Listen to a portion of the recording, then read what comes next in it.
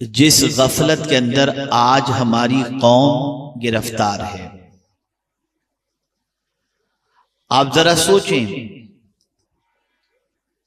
کہ میرے پیارے آقا صلی اللہ تعالی علیہ وسلم کے پیارے دیوانوں، جس قوم کے پاس اللہ کی مقدس کتاب ہو اور اس کتاب کو ماننے کے باوجود، اس کتاب کے ہونے کے باوجود، اس کتاب کی عظمتوں کو تسلیم کرنے کے باوجود، انسان اس کتاب سے اگر فائدہ حاصل نہیں کر رہا تو اس سے بڑھ کر کے ظالم کون ہوگا اور اس سے بڑا غافل کون ہوگا؟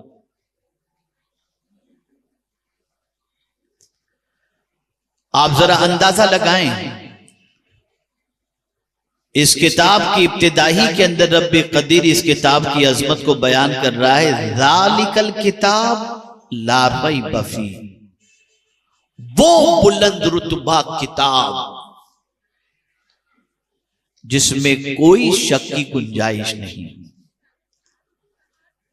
خود رب قدیر جل جلالہ اس کتاب کے حوالے سے فرماتا ہے بلند رتبہ کتاب.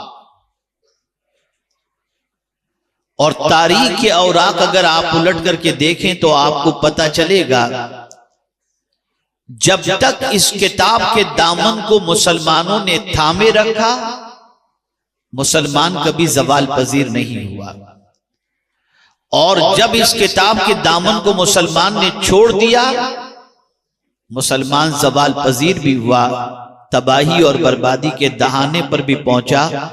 اور اگر میں یہ کہوں تو غلط نہ ہوگا کہ موجودہ دور کے اندر چلنے کے بے ڈھنگے پن سے لے کر کے بات کرنے کے بے ڈھنگے پن میں اگر مسلمان گرفتار ہے تو اس کی سب سے بڑی وجہ یہ ہے کہ اس نے اللہ کی کتاب سے فائدہ نہیں اٹھایا اور اللہ کے رسول صلی اللہ علیہ وسلم کی احادیث سے فائدہ نہیں اٹھایا.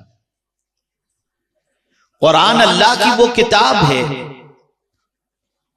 جو صرف زمین کے اوپر چلنے کی تعلیم نہیں دیتا، نہ آداب سکھاتی ہے یہ کتاب، بلکہ یہ کتاب زندگی میں پیش آنے والے ہر مسئلے کے سلسلے میں رہنمائی کرتی ہے.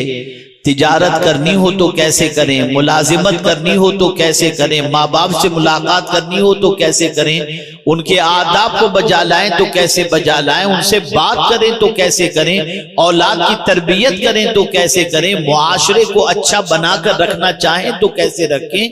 ہر چیز کے سلسلے میں اللہ کی یہ کتاب رہنمائی کرتی ہے، اور جو اس کتاب کی رہنمائی میں چلتا ہے وہ کبھی بھٹک نہیں سکتا. آج ہماری قوم واٹس ایپ کے میسج کے ذریعے تو اپنا دین سمجھنے کی کوشش کر رہی ہے. کوئی بھی میسج بھیج دے، کسی بھی قسم کا دینی میسج بھیج دے، بغیر کسی تحقیق کے فوراً اسے فارورڈ بھی کر دیا جاتا ہے، اسے مان بھی لیا جاتا ہے اور اس پر عمل بھی شروع کر دیا جاتا ہے.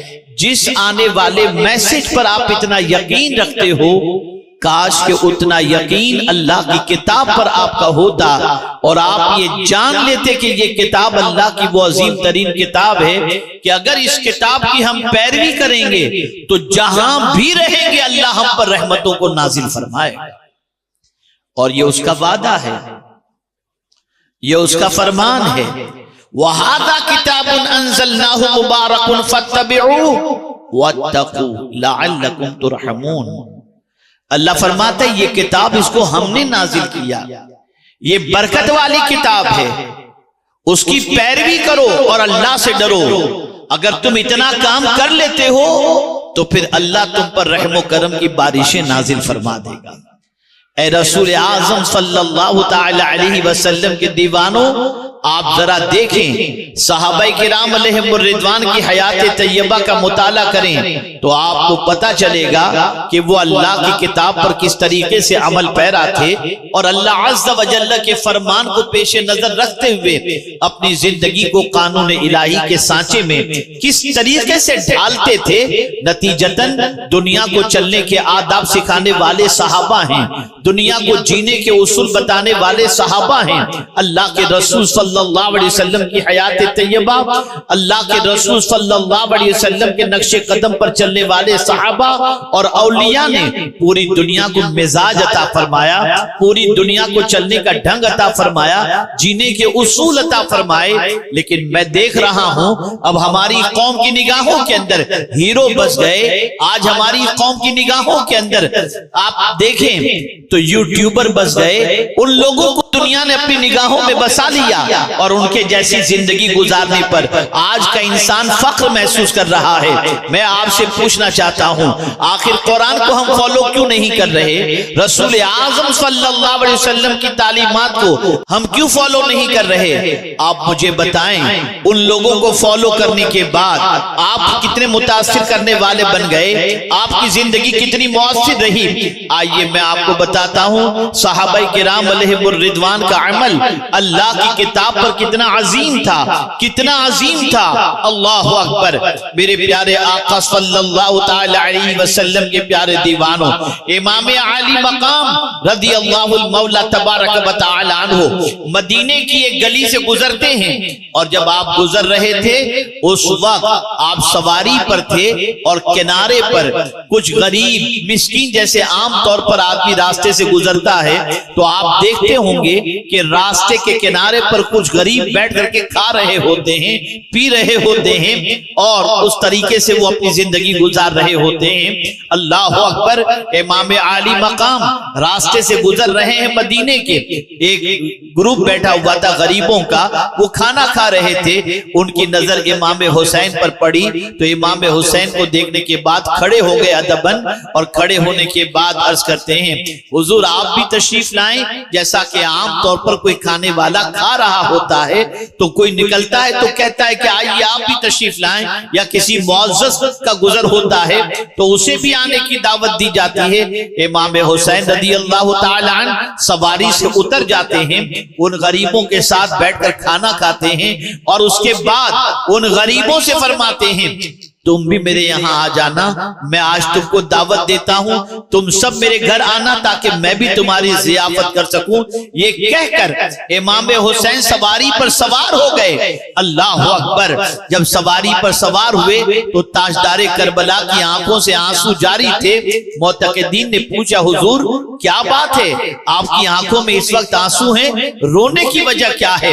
قرآن پر عمل کا جذبہ دیکھیے، قرآن کی پیروی کا جذبہ دیکھیے۔ تاجدار کربلا نے برجستہ فرمایا جب ان غریبوں نے مجھے دعوت دی کہ آئیے ہمارے ساتھ بیٹھ کر کھائیے، یہ فٹ پاتھ پر رہنے والے، یہ کمزور، یہ ناتواں بچا کچا کچھ کھا رہے تھے، اور جب انہوں نے دعوت دی مجھے فوراً اللہ کی کتاب یاد آ گئی اور اللہ کا فرمان یاد آ گیا کہ اللہ تکبر کرنے والے سے محبت نہیں کرتا۔ میں فوراً نیچے اترا، ان کے ساتھ کھانا کھایا، اور کھانے کے بعد اب سواری پر بیٹھ کر اس لیے رو رہا ہوں کہ اے اللہ تیرا شکر ہے کہ تو نے اپنی کتاب پر عمل کرنے کا مجھے موقع عطا فرمایا۔ اے رسول اعظم صلی اللہ علیہ وسلم کے دیوانوں، آپ ذرا دیکھیں قرآن ہمیں کیا کیا حکم دے رہا ہے۔ قرآن کہہ رہا ہے اقیموا الصلاۃ، ہم نماز نہیں پڑھتے۔ قرآن کہتا ہے واجتنبوا قول الزور، جھوٹ سے بچو، مسلمان نہیں بچتا۔ قرآن کہہ رہا ہے قل للمؤمنین یغضوا من ابصارہم ویحفظوا فروجہم، آدمی اپنی نگاہوں کو نیچی نہیں رکھ رہا، آدمی پھاڑ پھاڑ کر نگاہوں سے غیروں کو دیکھتا ہوا نظر آتا ہے۔ آپ ذرا دیکھیں تو صحیح قرآن کے فرمان کو، احل اللہ البیع وحرم الربا، اللہ نے بزنس کو حلال کیا اور سود کو حرام کیا۔ یہ سارے احکام قرآن مقدس میں موجود ہیں۔ قرآن کہتا ہے کہ ماں باپ کے سامنے اف نہ کہو، اما یبلغن عندک الکبر احدہما او کلاہما فلا تقل لہما اف ولا تنہرہما، لیکن بچہ آج ماں باپ کی عزت کرتا ہوا دکھائی نہیں دیتا۔ قرآن کہتا ہے لوگوں سے بات کرو، وقولوا للناس حسنا، لوگوں سے اچھی بات کہو۔ میں بڑی معذرت کے ساتھ عرض کروں گا، یہ جس بستی میں آ کر میں گفتگو کر رہا ہوں، جس علاقے میں آ کر میں گفتگو کر رہا ہوں، مجھے بتانے کی ضرورت نہیں کہ یہاں کے بچے کتنی ماں بہن کی گندی گالیاں دیتے ہوئے نظر آئیں گے، الا ماشاءاللہ سب